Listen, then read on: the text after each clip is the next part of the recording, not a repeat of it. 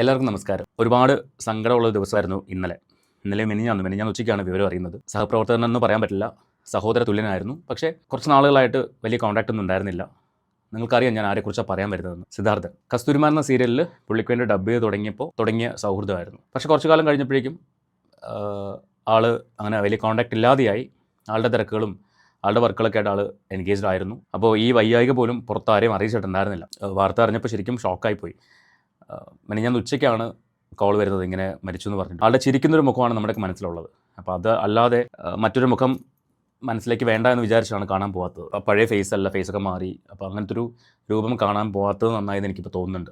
അപ്പോൾ അദ്ദേഹത്തിൻ്റെ ആത്മാവിന് നിത്യശാന്തി നേരുകയാണ്. അങ്ങനെ ഇരിക്കുകയാണ് ഷഫീന ചേച്ചിയുടെ ഒരു വീഡിയോ കാണുന്നത്. ഒട്ടും എക്സ്പെക്ട് ചെയ്യുന്നില്ല ഇത്രയും കാര്യങ്ങൾ അവിടെ നടക്കുന്നുണ്ടെന്നുള്ളത്. ഒരു ഓഡിയോ ആണ് ഞാൻ കേൾക്കുന്നത്. ആ വീഡിയോയ്ക്കകത്തൊരു ഓഡിയോ ആണ് കേൾക്കുന്നത്. ഒരു സ്ത്രീ സംസാരിക്കുന്ന ഓഡിയോ. ആ ഓഡിയോയിൽ പറയുന്ന കാര്യങ്ങൾ നിങ്ങളെല്ലാവരും കണ്ടിട്ടുണ്ടാവും. ഒരു പക്ഷേ ഈ വീഡിയോ ലാസ്റ്റ് ചെയ്ത് ഞാനായിരിക്കും. നിങ്ങൾ ആ ഓഡിയോ കണ്ടിട്ടുണ്ടാവും, കേട്ടിട്ടുണ്ടാവും, അതിനകത്ത് പറയുന്ന കാര്യങ്ങൾ കേട്ടിട്ടുണ്ടാവും. എന്നാലും ഈ ഒരു വിഷയം ഫോളോ അപ്പ് ചെയ്യുന്ന ഒരു വ്യക്തി എന്ന നിലയ്ക്ക് എനിക്കും അതേക്കുറിച്ച് സംസാരിക്കണം തോന്നി. അതുകൊണ്ടാണ് ഞാനിപ്പോൾ ഈ ഒരു വീഡിയോ ചെയ്യുന്നത്.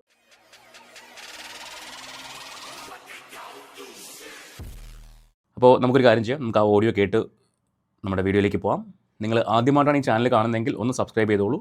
അതോടൊപ്പം ബെല്ലൈക്കൺ ഓൾ ഓപ്ഷൻ എനേബിൾ ചെയ്ത് വെച്ച് ഹൈപ്പൊക്കെ ഒന്ന് കൊടുക്കുകയാണെങ്കിൽ കുറച്ചധികം ആൾക്കാരിലേക്ക് ഈ വീഡിയോ എത്തും. കഴിഞ്ഞ ദിവസം വേറൊരു ഓഡിയോ വന്നിട്ടുണ്ടായിരുന്നു. പക്ഷേ അതിനകത്ത് വോയിസൊക്കെ ഒന്ന് ചേഞ്ച് ചെയ്താണ് കൊടുത്തിരുന്നത്. ആ വ്യക്തിയുടെ ഐഡൻറ്റിറ്റി പുറത്ത് പറയാൻ പാടില്ല, പുറത്ത് പറഞ്ഞു കഴിഞ്ഞാൽ അവർക്ക് അത് ദോഷമായിട്ട് വരുമെന്ന് അവർ റിക്വസ്റ്റ് ചെയ്തതിൻ്റെ പേരിൽ ഷഫീന ബേബി അതിൻ്റെ വോയിസൊക്കെ മാറ്റിയാണ് പുറത്തേക്ക് വിട്ടത്. അപ്പോൾ അങ്ങനെ പുറത്തേക്ക് വിട്ടപ്പോഴേക്കും ഒരുപാട് നറേഷൻസ് വന്നു, ഒരുപാട് കമൻറ്റ്സ് അവർക്ക് വന്നു എന്ന് പറയുന്നു. ഷഫീന ബേബി എന്ത് ചെയ്താലും അത് രേഷ്മ പി തങ്കച്ചനെ തകർക്കാൻ വേണ്ടി അവർ ക്രിയേറ്റ് ചെയ്യുന്നതാണ്, പ്ലാൻ ചെയ്യുന്നതാണ് എന്നൊക്കെയാണല്ലോ പറഞ്ഞു വെക്കുന്നത്. അപ്പോൾ അങ്ങനെ അതേ ഒരു നരേഷൻ വന്നു. അതുകൊണ്ടാണ് മറ്റൊരു വ്യക്തി പറഞ്ഞൊരു ഓഡിയോ അവരുടെ സമ്മതപ്രകാരം പുറത്തേക്ക് വിട്ടത്. എന്തുകൊണ്ടാണ് ഇത്രയും ആൾക്കാർ ഷഫീന ബീവിയോട് തന്നെ ഇടപെടുന്നത്, ഈ കാര്യങ്ങൾ അറിയിക്കുന്നത്? അവരത് പുറത്തേക്ക് വിടുമെന്ന് അവർക്ക് അറിയാവുന്നത് തന്നെയാണ്. ഇപ്പോൾ ഈ സ്ത്രീയും പറയുന്ന കുറേ കാര്യങ്ങൾ കേട്ടപ്പോൾ ശരിക്കും നമുക്ക് ഷോക്കിംഗ് ആണ്. രേഷ്മ പി തങ്കച്ചൻ ദുബായിൽ പോയപ്പോൾ, ഇപ്പോൾ ലാസ്റ്റ് ടൈം ദുബായിൽ പോയപ്പോൾ ആ സമയത്ത് അവിടെ വാർ നടക്കുകയാണ്. ഈ വാർ നടക്കുന്ന സമയത്ത് പെട്ടെന്നൊന്നും ടിക്കറ്റ് കിട്ടില്ല. നല്ല എമൗണ്ട് കൊടുത്താൽ മാത്രമേ ടിക്കറ്റ് കിട്ടുള്ളൂ, അതും പെട്ടെന്ന് കിട്ടില്ല. ആ സിറ്റുവേഷനിൽ ഇവർക്ക് മാത്രം എങ്ങനെ പോകാൻ കഴിഞ്ഞു എന്നൊക്കെയുള്ള ചിന്ത, ഒരു ചോദ്യം ഒരുപാട് പേരുടെ മനസ്സിലുണ്ടായിരുന്നു. പല ആൾക്കാരും അത് കമൻറ്റ് ബോക്സുകളിൽ എഴുതിയിട്ടുണ്ടായിരുന്നു. അപ്പോൾ അതിനൊക്കെ ഒരു മറുപടി എന്നോണമാണ് ഈ ഓഡിയോ എനിക്ക് തോന്നുന്നത്. ഇതൊരു ഓഡിയോ മാത്രമാണ്. അപ്പോൾ ഇതിൻ്റെ മെറ്റീരിയൽ എവിഡൻസ്, അതായത് അവിടുത്തെ മറ്റ് ഫോട്ടോസോ വീഡിയോസോ ഒക്കെ ഈ അയച്ചു കൊടുത്ത വ്യക്തിക്ക് കളക്ട് ചെയ്ത് കൊടുക്കാൻ പറ്റുമെന്ന് പറയുന്നുണ്ട്. സാധാരണ എന്ത് പറഞ്ഞാലും ഉടനെ തന്നെ എടുത്തു ചാടി പ്രതികരിക്കുന്ന രേഷ്മ പി തങ്കച്ചൻ ഇക്കാര്യത്തിൽ ഒരു അക്ഷരം മിണ്ടിയിട്ടില്ല. നമുക്കറിയാം ഹനാൻ്റെ വിഷയം. ഹനാൻ പറഞ്ഞ കാര്യങ്ങൾക്കെതിരെ അവർ മറുപടി പറഞ്ഞിട്ടില്ല. കഴിഞ്ഞ ദിവസം വന്നിട്ട് ആ സ്റ്റേറ്റ്മെൻറ്റിൻ്റെ കാര്യം, ആളുകൾ കൊടുത്ത കാശിൻ്റെ കാര്യം, നിങ്ങൾ ആര് വന്ന് ചോദിച്ചാലും ഞാനത് സ്റ്റേറ്റ്മെൻറ്റ് കാണിക്കാൻ തയ്യാറാണെന്ന് പറഞ്ഞവർ ഞാൻ സ്റ്റേറ്റ്മെൻറ്റ് ചോദിച്ചതിന് ശേഷം പിന്നെ അനങ്ങിയിട്ടില്ല, മിണ്ടിയിട്ടില്ല. ഇതും അതുപോലെ മറുപടി പറയാതെ പോകുന്നുണ്ടെങ്കിൽ സംതിങ് ഫിഷി എന്ന് തന്നെ ചിന്തിക്കേണ്ടി വരും. നമുക്കതെല്ലാം ഓഡിയോ കേട്ട് നോക്കാം. ചേച്ചി പറയുന്നത് വളരെ സത്യമാണ്. ചേച്ചി ഇത് വോയിസ് കേൾക്കുമെങ്കിൽ അത് ഓക്കെ, ചേച്ചി എടുത്ത് പബ്ലിക് ചെയ്തു, എനിക്ക് കുഴപ്പമൊന്നുമില്ല. ഇവിടെ നടക്കുന്നത് ഇതൊക്കെയാണ്. ഇവിടെ നടക്കുന്ന ഈ ബാർ, ഡാൻസ്, സ്പാ, ഇതിൻ്റെയൊക്കെ മറവിൽ വെറും ഗോൾഡ് ബിസിനസ്സും മയക്കുമരുന്നും കച്ചവടവും മാത്രമാണ് ഇവിടെ നടക്കുന്നത്.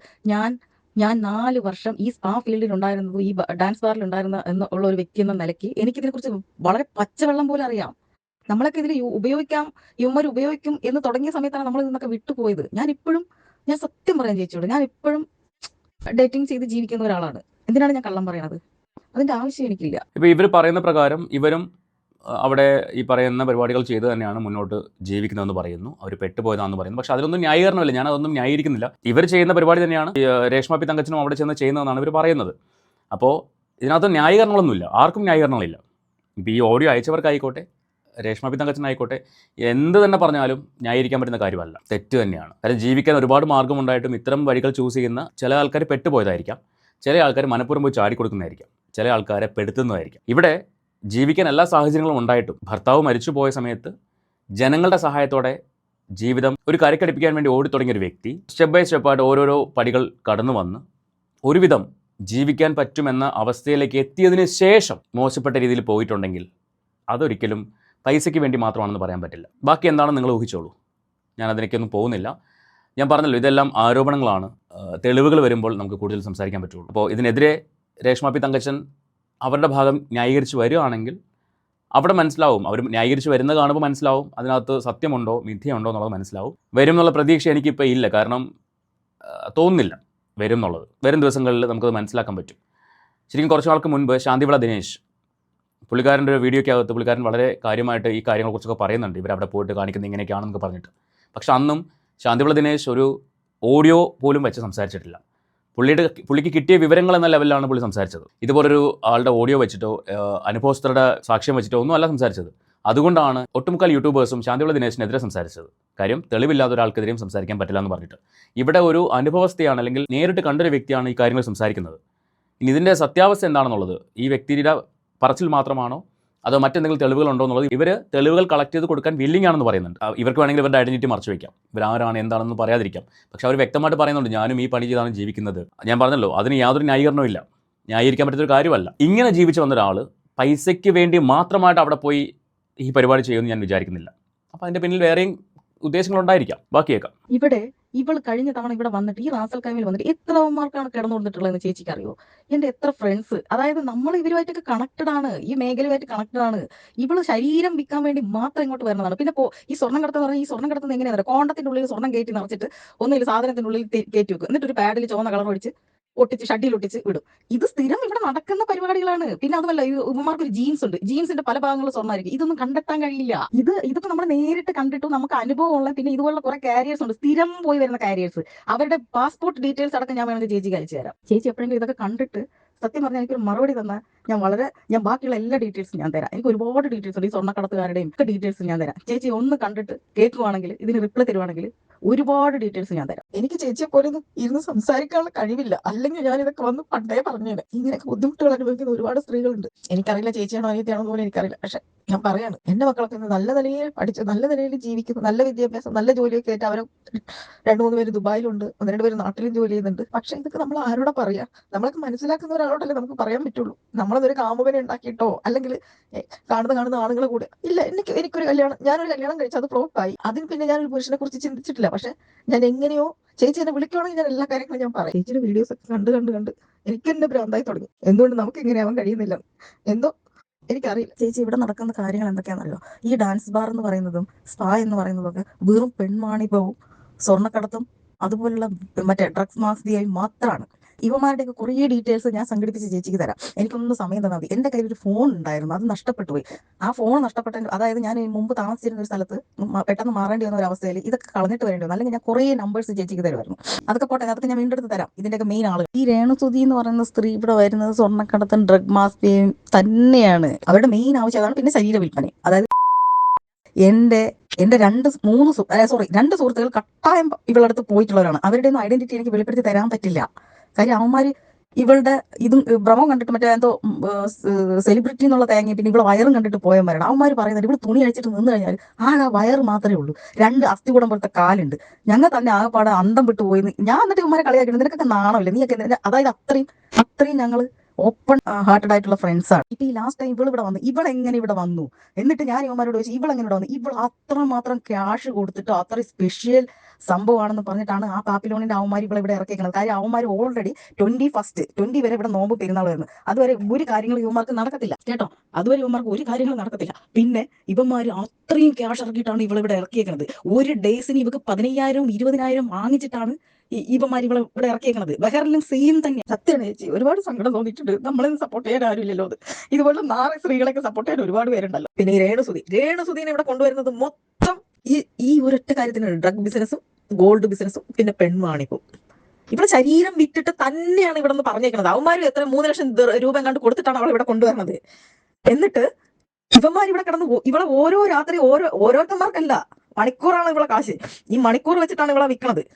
ശരിക്കും ഈ സിനിമകളിൽ മാത്രം കണ്ടിട്ടുള്ള ഒരു കാര്യമാണ് ഇപ്പോൾ ഇവർ പറഞ്ഞ പ്രകാരം എനിക്ക് മനസ്സിലാവുന്നത്. ഈ പാവപ്പെട്ട ഫാമിലിയുള്ള ആൾക്കാരെ ചൂസ് ചെയ്തിട്ട് അവരെ കൂടുതൽ മോഹന വാഗ്ദാനങ്ങൾ കൊടുത്ത് നിങ്ങളെ ഒരു നിലയ്ക്ക് എത്തിക്കാമെന്നൊക്കെ പറഞ്ഞ് വാഗ്ദാനങ്ങൾ കൊടുത്ത് ചില ആൾക്കാർ പൈസയ്ക്ക് വേണ്ടി ചെയ്യും, ചില ആൾക്കാർ ഫെയിമിന് വേണ്ടി ചെയ്യും, ചില ആൾക്കാർ സുഖ ജീവിതത്തിന് വേണ്ടി ചെയ്യും. അപ്പോൾ അങ്ങനെയുള്ള ആൾക്കാരെ തിരഞ്ഞുപിടിച്ച് ഇത്തരം പരിപാടികൾ സംഘടിപ്പിക്കുക, ഇത്തരം പരിപാടികളിലേക്ക് ഇവരെ കൊണ്ടുപോവുക. ഇവരിത് പബ്ലിഷ് ചെയ്തോളൂ എന്ന് പറയാനുള്ള കാരണം തന്നെ ഞാൻ പതിവ്രതയാണ്, ഞാൻ എൻ്റെ ഏകപതി വ്രതമെടുത്ത് നടക്കുന്ന ഒരാളാണ് എന്ന് പറഞ്ഞുകൊണ്ട് സമൂഹത്തിന് മുന്നിൽ തെറ്റായൊരു ചിത്രം കൊടുത്തിട്ട് ഇമാതിരി തോന്നിയവാസങ്ങൾ അവിടെ പോയി കാണിക്കുന്നു എന്നതിൻ്റെ പേരിലാണ് ഇവർ ഈ കാര്യം പബ്ലിഷ് ചെയ്തോളൂ എന്ന് പറഞ്ഞിട്ട് ഈ ഓഡിയോ അയച്ചു കൊടുക്കുന്നത്. മനസ്സിലായില്ലേ? ഞാൻ മനസ്സിലാക്കുന്നത് അങ്ങനെയാണ്. അതല്ലെങ്കിൽ പിന്നെ ഈ ലേഡിക്ക് ഇവരോട് അസൂയായിരിക്കും. കാര്യം ഇവരവിടെ ചെല്ലുമ്പോഴേക്കും അവരുടെ പരിപാടികൾ അവിടെ നടക്കത്തില്ല. ഇവർക്ക് കൊടുക്കുന്ന ട്രീറ്റ്മെൻറ്റ് അങ്ങനെയാണ്, ഒരു രാജകീയമായ ഒരു ട്രീറ്റ്മെൻറ്റാണ് കൊടുക്കുന്നത്. സോ അതൊക്കെ കാണുമ്പോഴേക്കും ആർക്കായാലും ഒരു അസൂയൊക്കെ തോന്നുമല്ലോ. അതുകൊണ്ടായിരിക്കും ഇത് പബ്ലിഷ് ചെയ്യാൻ പറഞ്ഞത്. അന്വേഷിച്ച് പറയാൻ കഴിഞ്ഞത് ഇത് അവിടെ ഇല്ലീഗലാണെന്നാണ് അറിയാൻ കഴിഞ്ഞത്. അപ്പോൾ ആ ഒരു സാഹചര്യത്തിൽ ഇവരിങ്ങനെ കാണിച്ച് നടക്കുമ്പോൾ ഇത് അവിടെ ഇത്തരം പരിപാടികൾ ചെയ്ത് ജീവിക്കുന്നവരെ കൂടി ബാധിക്കുന്ന ഒരു കാര്യമാണ്. ഞാൻ വീണ്ടും പറയുന്നു, ഇതൊന്നും ന്യായീകരിക്കാൻ പറ്റുന്ന കാര്യങ്ങളല്ല. എനിക്കിതൊരിക്കലും ന്യായീകരിക്കാൻ പറ്റില്ല. ഇത്തരം പരിപാടികളോട് ഞാൻ എതിർപ്പുമാണ്. ഈ ഓഡിയോ അയച്ച ആളോടാണെങ്കിൽ പോലും ഞാൻ എൻ്റെ എതിർപ്പ് തന്നെയാണ് എനിക്ക് പറയാനുള്ളത്. ഒരിക്കലും ഇത് ശരിയല്ല. നിങ്ങൾക്ക് അവിടെ ഒരുപാട് ജോലികൾ ഉണ്ടായിരിക്കാം, കിട്ടാനുള്ള സാധ്യതകൾ ഉണ്ടായിരിക്കാം. പക്ഷെ അതൊന്നും ചെയ്യാതെ ഇത് പെട്ടുപോയതായിരിക്കാം. എന്ത് തന്നെ ആയിക്കോട്ടെ, ഇതിന് രക്ഷപ്പെടണമെങ്കിൽ ആർക്കാലും രക്ഷപ്പെടാൻ പറ്റും. അതിനുള്ള വഴികൾ അവിടെ തന്നെ ഉണ്ടാവും. അപ്പോൾ ഇത് ഇല്ലീഗലാണെങ്കിൽ നിങ്ങൾ നിയമപരമായിട്ട് അവിടെ ബാക്കി കാര്യങ്ങൾ ചെയ്യുക. അത് നിങ്ങളുടെ ജീവൻ ആപത്താണെങ്കിൽ അതിനനുസരിച്ച് മൂവ് ചെയ്യുക. അതിനെക്കുറിച്ചൊന്നും എനിക്കറിയില്ല, എനിക്ക് സംസാരിക്കാനും ഞാൻ ആളല്ല. എനിവേ, ഇതൊക്കെയാണ് രേഷ്മ പി തങ്കച്ചിനെ ചുറ്റിപ്പറ്റി നടക്കുന്ന പുതിയ ആരോപണങ്ങൾ. സോ എന്താവും എന്നുള്ള കണ്ടറിയാം. കൂടുതൽ ഡീറ്റെയിൽസ് അവർ അയച്ചു കൊടുക്കുകയാണെങ്കിൽ അതൊക്കെ നമുക്ക് ഷഫീന ബീവിയുടെ ചാനൽ വരികയാണെങ്കിൽ നമുക്ക് അടുത്ത് സംസാരിക്കാം. എവിടെ തുടങ്ങിയത് ആലോചിച്ച് നോക്കുക. ഇവരുടെ സബ്സ്ക്രിപ്ഷനെ കുറിച്ച് പറയുമ്പോൾ ഇവർ ചോദിക്കുന്ന ചോദ്യമാണ്, ഞാനാണോ ആദ്യമായിട്ട് സബ്സ്ക്രിപ്ഷൻ തുടങ്ങിയത്? ഒരിക്കലും അല്ല. സബ്സ്ക്രിപ്ഷൻ ആദ്യമായിട്ട് തുടങ്ങിയത് അതൊക്കെ ഒരു മറയായിട്ടാണ് എനിക്കിപ്പോൾ തോന്നുന്നത്.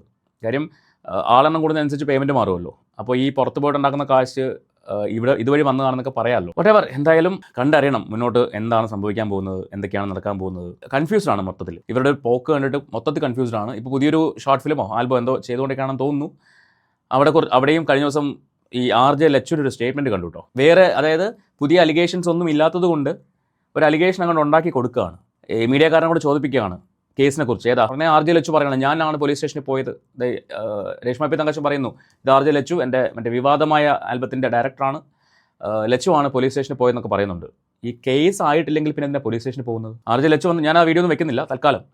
RJ ലച്ചു പറയുന്നുണ്ട് കേസൊന്നും ആയിട്ടില്ല, അത് വ്ളോഗേഴ്സ് വെറുതെ അവരുടെ റീച്ചിന് വേണ്ടി പറഞ്ഞതാണ് എന്ന് പറയുന്നുണ്ട്. അല്ല, RJ ലച്ചു എന്തിനാണ് പോലീസ് സ്റ്റേഷനിൽ അപ്പോൾ പോയത്? കേസ് ആയിട്ടില്ലെങ്കിൽ അന്വേഷിക്കാൻ പോയതാണോ? കേസ് ആയെന്ന് ഞാനവിടെ പറഞ്ഞത്, കേസ് എടുത്തു എന്ന് ഞാനവിടെ പറഞ്ഞത്, കംപ്ലയിൻറ്റ് കൊടുത്തു എന്ന് മാത്രമേ പറഞ്ഞുള്ളൂ. നമ്മുടെ നിയമമാണ്, നമ്മുടെ നാടാണ്. സോ അത് നടപടികളുണ്ടാവാൻ കാലതാമസം എടുക്കും. കേസായെന്ന് ഞാൻ എവിടെയും പറഞ്ഞിട്ടില്ല. എൻ്റെ ഒരു വീഡിയോക്കകത്ത് ഞാൻ പറഞ്ഞിട്ടില്ല കേസായി എന്നുള്ളത്. കംപ്ലയിൻറ്റ് കൊടുത്തു മാത്രമേ പറഞ്ഞിട്ടുള്ളൂ. 2 കംപ്ലയിൻറ്റ് കൊടുത്തു, ഒന്ന് സൈബർ സെല്ലിലാണ്, 2 എക്സൈസിലാണ്. 2 കംപ്ലയിൻറ്റ് കൊടുത്തു എന്ന് മാത്രമേ ഞാൻ പറഞ്ഞിട്ടുള്ളൂ. ഓക്കെ, മറ്റുള്ള വ്ളോഗേഴ്സ് പറയുന്നത് ഞാനുമായിട്ട് കണക്ട് ചെയ്യേണ്ട കാര്യമില്ല. കേസായി എന്ന് ഞാൻ എവിടെയും പറഞ്ഞിട്ടില്ല. സോ ഈ കേസിൻ്റെ വിവരങ്ങൾ ഞാൻ വരും ദിവസങ്ങളിൽ പറയാം. കാര്യം ഞാൻ പറഞ്ഞല്ലോ, കംപ്ലയിൻറ്റ് കൊടുക്കാൻ മാത്രമേ ഒരു വ്യക്തി എന്ന നിലയ്ക്ക് നമുക്ക് പറ്റത്തുള്ളൂ. ബാക്കി നടപടികൾ എടുക്കേണ്ടത് അധികാരികളാണ്. അവർക്ക് നടപടി എടുക്കാൻ തോന്നുകയാണെങ്കിൽ അവരെടുക്കും, ഇല്ലെങ്കിൽ അവരെടുക്കത്തില്ല. ഇപ്പോൾ തന്നെ ഒന്ന് ആലോചിക്കുകയും നിതിൻ്റെ വിഷയം, ആ വിഷയത്തിനകത്ത് ആ സാറ്, ഈ മരണത്തിന് കാരണക്കാരനായ സാറ് ഒളിവിൽ പോയിട്ടുണ്ട്. ആ സാറിനെ പിടിക്കാൻ കേരള പോലീസിന് പറ്റിയിട്ടില്ല. പക്ഷേ നോയിഡയിൽ പോയിട്ട് ലോൺ ആപ്പുകാരെ പിടിക്കാൻ പോലീസിന് പറ്റിയെന്നുള്ളതാണ്. ഇതാണ് നമ്മുടെ നാട്, മനസ്സിലായില്ലേ? അപ്പോൾ നമ്മൾ സാധാരണക്കാരനായ ഒരാളൊരു കംപ്ലയിൻറ്റ് കൊടുക്കുമ്പോൾ അതിനകത്ത് അവർക്ക് സീരിയസ്നെസ് തോന്നിയാൽ അവർ കേസ് എടുക്കും, തോന്നിയില്ലെങ്കിൽ അവരെടുക്കില്ല. അത്രേ ഉള്ളൂ. എന്തായാലും അത് വരും ദിവസങ്ങളിൽ, ഞാനിപ്പോൾ അതിനെക്കുറിച്ച് ഒന്നും സംസാരിക്കുന്നില്ല. വരും ദിവസങ്ങളിൽ ഞാനത് അപ്ഡേറ്റ് ചെയ്യാം, എന്താണ് അവസ്ഥ എന്നുള്ളത്. RJ ലച്ചുവിനോട് പറയാനുള്ളൊരു കാര്യം, നമുക്ക് നോക്കാം കേസാവുമോ ഇല്ലയോ എന്നുള്ള കാര്യം നമുക്ക് നോക്കാം. എനിവേ, ഈ വീഡിയോയെക്കുറിച്ചുള്ള നിങ്ങളുടെ അഭിപ്രായം തീർച്ചയായിട്ടും കമൻറ്റ് ചെയ്യുക. നമുക്ക് മറ്റൊരു വീഡിയോ ആയിട്ട് വീണ്ടും കാണാം.